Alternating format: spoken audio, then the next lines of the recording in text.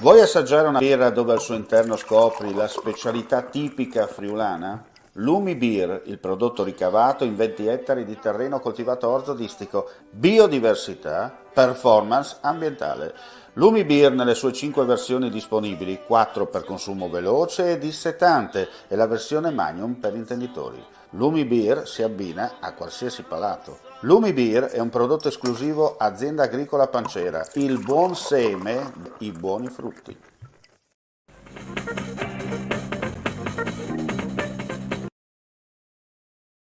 Cordiale saluto gentili amici, ben ritrovati anche a questo appuntamento del pomeriggio con le notizie flash su friulitv.net. Nella notte tra ieri e oggi ignoti hanno manomesso il bancomat della Banca Ter di Varmo, ma senza riuscire ad asportare il malloppo. Sul fatto stanno indagando i carabinieri della stazione di Rivignano con il nucleo operativo e radiomobile di Latisana. Stessa tecnica e modalità dello sportello ATM della banca a Basaldella, quello che poi andò a buon fine con 3.000 euro prelevati. Alla fine solo danni materiali. Non possiamo dimenticare quello che è accaduto il 9 ottobre 1963 nella Valle del Piave a Erto, Casso e Longarone. Oltre ad aver causato quasi 2.000 vittime innocenti, questo evento ha provocato una ferita profonda nella storia e nel tessuto sociale di questo territorio e dell'intero paese. Lo ha affermato il presidente del Parlamento europeo, David Sassoli, in un messaggio inviato in occasione di una cerimonia di commemorazione delle vittime promossa dall'amministrazione comunale in collaborazione con il Parlamento europeo per estendere la memoria di quegli eventi all'intera collettività dell'Unione Europea. E adesso andiamo a Parigi con la foto, eccola qua, perfetto.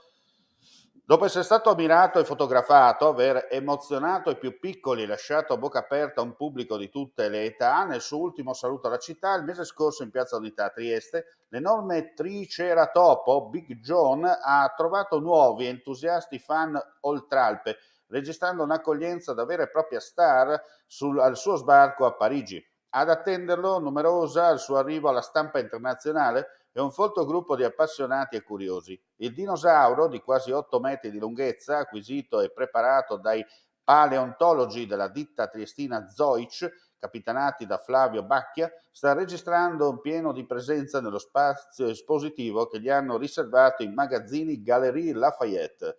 Il gigantesco scheletro di Triceratopo, letteralmente faccia con 3 corna, uno dei più iconici e noti dinosauri di sempre, ha confermato anche nella capitale francese la fama acquisita durante i mesi di preparazione a Trieste ed adesso attesissimo all'asta che ne deciderà la destinazione finale il prossimo 21 ottobre.